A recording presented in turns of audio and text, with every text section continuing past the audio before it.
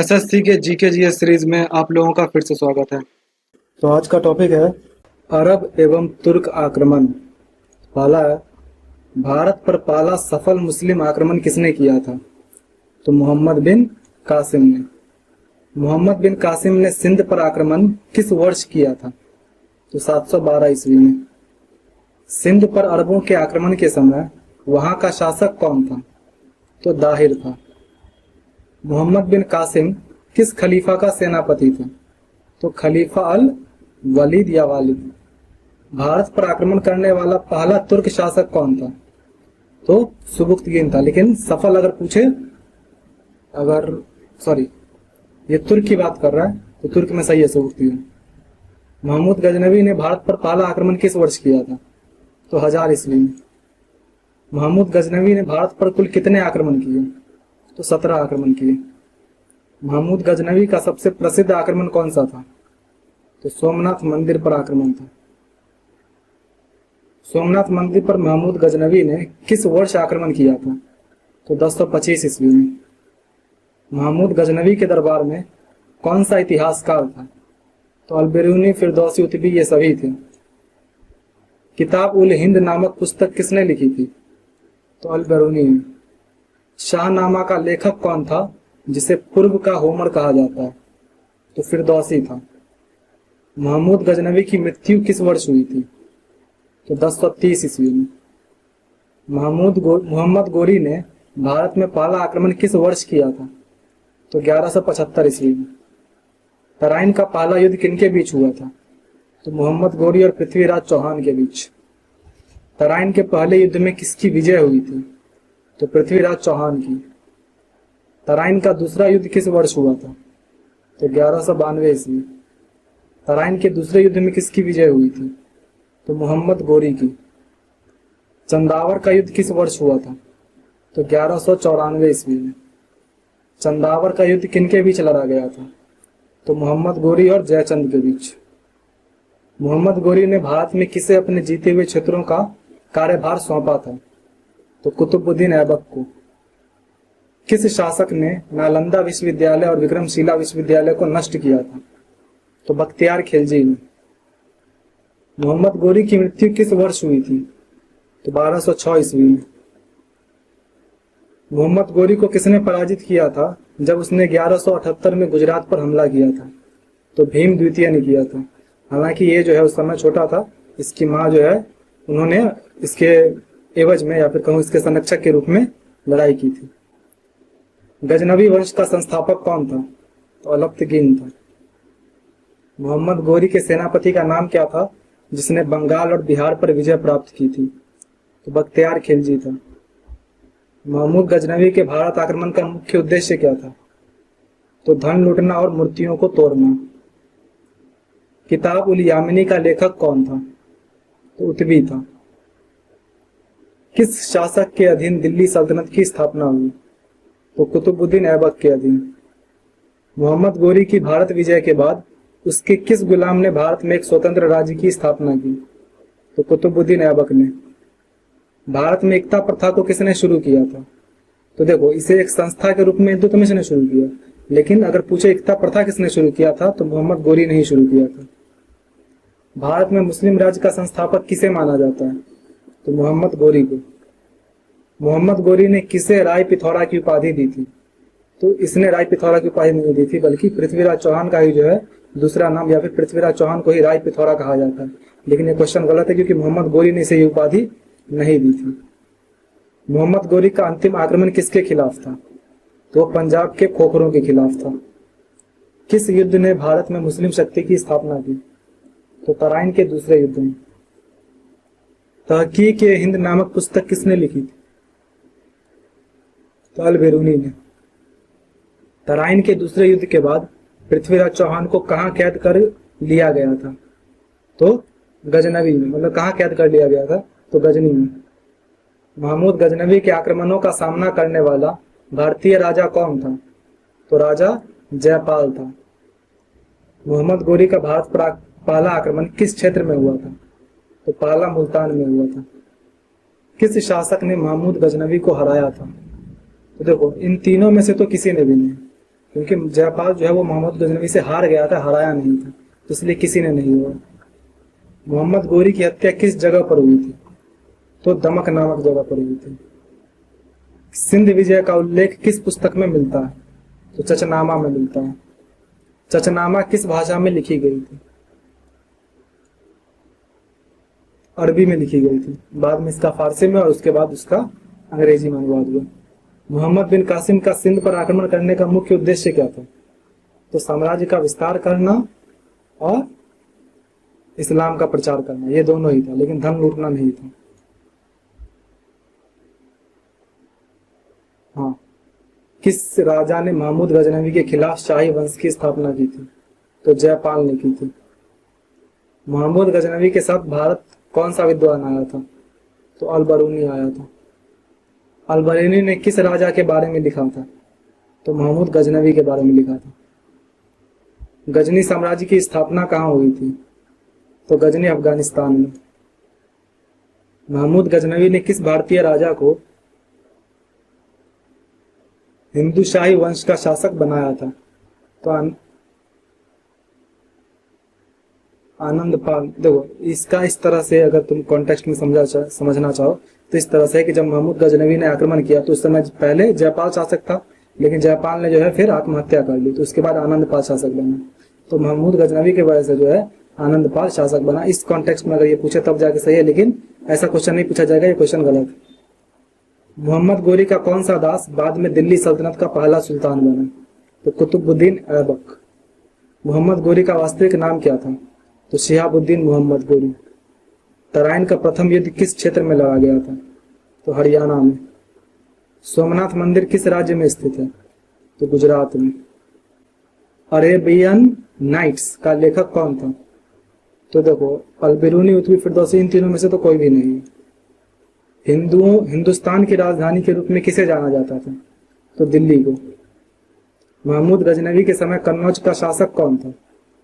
तो महमूद गजनवी के समय कन्नौज का शासक था राज्यपाल। महमूद गजनवी ने किस वंश के शासकों को पराजित किया था?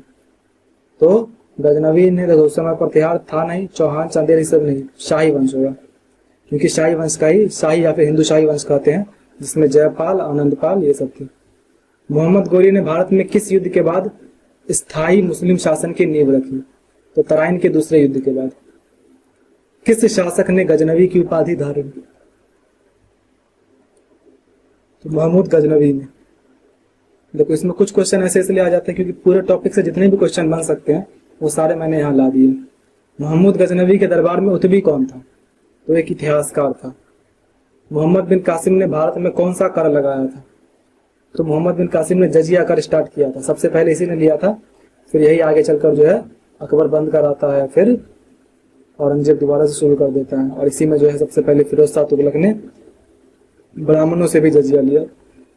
भारत पर महमूद गजनवी के आक्रमण के समय दिल्ली पर किसका शासन था? तो तोमर वंश का था।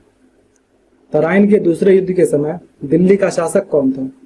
तो पृथ्वीराज चौहान। ये देखो, ये दूसरे युद्ध की बात कर रहा है, यानी कि ये तुम्हारा गोरी की बात कर रहा है, भाई ये जो है वो गजनवी की बात कर रहा है, यानी कि 10वीं 11वीं शताब्दी, और ये जो है तुम्हारा ये 12वीं शताब्दी के अंत की बात। मोहम्मद गोरी को गजनी के किस शासक ने पराजित किया था? तो देखो, गोरी को गजनी के किसी शासक ने पराजित ही नहीं किया, तो इनमें से कोई नहीं है। किस तुर्क शासक ने भारत में मंदिरों को नष्ट करने का अभियान चलाया था? तो महमूद गजनवी ने। मोहम्मद गोरी ने भारत में किस मुस्लिम सूफी संत को अपने साथ लाया था? तो ख्वाजा मोइनुद्दीन चिश्ती।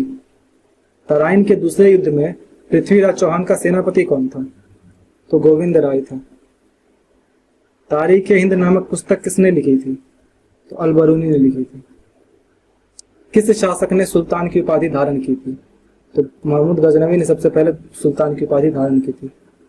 महमूद गजनवी ने किस हिंदू शाही शासक को पराजित किया था? तो जयपाल, आनंदपाल, इन दोनों को ही पराजित किया था। मोहम्मद गोरी ने कुतुबुद्दीन ऐबक को किस क्षेत्र का गवर्नर बनाया था? तो अजमेर का। 1 मिनट, देखो ये थोड़ा सा जो है, क्योंकि देखो लाहौर, मुल्तान, इस सब पे तो नासिरुद्दीन कुबाचा का था। अजमेर के साथ साथ जो है इसके पास और भी कुछ क्षेत्र थे, लेकिन अजमेर मान के चल सकते हो क्योंकि ऑप्शन में ऐसा ही दिया हुआ। मोहम्मद गजनवी के भारत पर आक्रमण का मुख्य उद्देश्य क्या था? तो मोहम्मद गजनवी का था धन लूटना। उसका भारत पर शासन करना या इस्लाम का प्रचार करना नहीं था। इस्लाम का प्रचार करना और या फिर मूर्ति को तोड़ना जो है, मूर्ति को तोड़ना तो मोहम्मद गजनवी का था, लेकिन अगर मोहम्मद बिन कासिम का देखो तो वो जो है वो इस्लाम का प्रचार करना चाहता था। फुतूह सलातीन का लेखक कौन था? तो अमीर खुसरो। मोहम्मद गजनवी ने पंजाब पर अपना अंतिम आक्रमण किस वर्ष किया था? तो 1027 ईस्वी। मोहम्मद गोरी के आक्रमण के समय दिल्ली में कौन सा वंश शासन कर रहा था? तो चौहान वंश। तारीख यामिनी का लेखक कौन था? तो उतबी था। गजनी साम्राज्य का कौन सा शासक मोहम्मद गजनवी का पिता था? तो सुबुक्तगीन था। मोहम्मद गजनवी का पिता सुबुक्तगीन था, और सुबुक्तगीन जो है अलब्दगीन का दास था। किस शासक ने महमूद गजनवी को यामिन उद दौला की उपाधि दी थी? तो खलीफा अल कादिर बिल्लाह ने दी थी। मोहम्मद बिन कासिम को बगदाद के खलीफा ने क्या कहकर वापस बुलाया था? तो उसे फांसी देने का आदेश दिया था, क्योंकि इसकी जो दोनों बेटी थी राजा दाहिर की, उन्होंने जाके खलीफा को कहा कि मोहम्मद बिन कासिम ने पहले ही उसकी पवित्रता को खंडित कर दिया। तो इसलिए गुस्से में जो है खलीफा ने मोहम्मद बिन कासिम को भैंसे की खाल में सील कर लाने का आदेश दिया, उसको उसके अंदर सील दिया, जिस वजह से क्या हुआ, उसका दम घुटा और वो मर गया। मोहम्मद गोरी ने भारत में किस युद्ध के बाद अपने सिक्के जारी किए थे? तो तराइन के दूसरे युद्ध के बाद। अल बरूनी का वास्तविक नाम क्या था? तो अबू रेहान मोहम्मद इब्न अहमद। सोमनाथ मंदिर को लूटने के बाद महमूद गजनवी ने कितना धन लूटा था? तो करीब 20 टन सोना। मोहम्मद गोरी के अधीन कौन सा शासक गुजरात पर आक्रमण करने में विफल रहा? तो मोहम्मद गोरी स्वयं जो है उसने आक्रमण किया था, लेकिन वो विफल रहा था। मोहम्मद गोरी किस क्षेत्र का शासक था? तो गौर का शासक था। मोहम्मद बिन कासिम ने सिंध पर आक्रमण के समय कौन सा शहर जीता था? तो देवल जीता था। किस शासक ने कन्नौज के राजा जयचंद को पराजित किया था? तो मोहम्मद गोरी ने किया था। मोहम्मद गजनवी के आक्रमण के समय लाहौर का शासक कौन था? तो सुखपाल था। मोहम्मद गोरी के कौन से सेनापति ने बंगाल और बिहार पर आक्रमण किया था? तो बख्तियार खिलजी ने। तराइन के प्रथम युद्ध का वर्णन किस पुस्तक में मिलता है? तो पृथ्वीराज रासो में मिलता है, जो कि चंद्रबरदाई ने लिखी। महमूद गजनवी ने किस शासक को भारत के बाहर से शासन करने वाला पहला तुर्क बताया? तो सुबुक्तगीन। भारत में अरबों के आक्रमण के बाद कौन सा क्षेत्र मुस्लिम नियंत्रण में आ गया था? तो सिंध। किस शासक ने महमूद गजनवी को सोमनाथ मंदिर पर आक्रमण करने के लिए उकसाया था? तो देखो, मंदिर पर आक्रमण करने के लिए किसी ने भी नहीं उकसाया था, इसलिए कोई नहीं हुआ। मोहम्मद गोरी को किस युद्ध में निर्णायक हार मिली थी? तो प्रथम युद्ध में हार मिली थी, लेकिन फिर दूसरे युद्ध में तो दोबारा हरा ही दिया, तो इसलिए इसको निर्णायक नहीं कहेंगे। किस शासक ने महमूद गजनवी को मूर्ति भंजक की उपाधि दी थी? तो स्वयं महमूद गजनवी ने ही दी थी। महमूद गजनवी के आक्रमणों का सबसे अधिक प्रभाव किस क्षेत्र पर पड़ा? तो सिंध, मुल्तान, पंजाब, राजस्थान, गुजरात, सौराष्ट्र, इन सभी पर। मोहम्मद गोरी का भारत में मुख्य उद्देश्य क्या था? तो गोरी का उद्देश्य था साम्राज्य स्थापित करना। मोहम्मद गोरी के आक्रमणों के समय भारत में कौन सा साम्राज्य सबसे कमजोर था? तो देखो, इस चीज का जो है कोई परफेक्ट आंसर नहीं दिया जा सकता, क्योंकि ये क्वेश्चन गलत है। अगर सबसे मजबूत वंश कहा जाता तो उस समय जो है माना जाता है कि जो गढ़वाल वंश था, जिसमें जयचंद वगैरह थे, उन लोगों को माना जा सकता है। लेकिन इसमें ऑप्शन में चौहान वंश है, तो चौहान वंश को कहा जा सकता है, लेकिन कमजोर नहीं कहा जाएगा। भारत पर मोहम्मद बिन कासिम के आक्रमण का तात्कालिक कारण क्या था? तो समुद्री डाकुओं द्वारा जहाज लूटना। महमूद गजनवी ने किस शासक को पराजित कर शाही वंश का अंत किया? तो त्रिलोचन पाल को। मोहम्मद गोरी के आक्रमणों से पहले दिल्ली पर किस वंश का शासन था? तो तोमर वंश का शासन था। तो इस तरह से हमारा जो है अरब एवं तुर्क आक्रमण भी समाप्त होता है। इसमें कुछ क्वेश्चन जो कि तुमको लग रहे होंगे कि ठीक नहीं थे, तो वो इसीलिए क्योंकि जितने क्वेश्चन पॉसिबिलिटी थे कि बन सकते हैं वो सारे मैंने यहाँ पे ला दिए थे, क्योंकि ये बहुत छोटा टॉपिक है। इससे मुश्किल से जो है 40 से 50 क्वेश्चन से ज्यादा नहीं बनते, बट फिर भी इसमें जो है कम से कम 90 क्वेश्चन तो जेन्युइन है। बाकी 10 क्वेश्चन मान के चल सकते हो कि मतलब कोई तुक नहीं बनता उन क्वेश्चन का। आपका जो भी स्कोर हुआ कमेंट कर दीजिए, एंड मिलते हैं नेक्स्ट वीडियो में।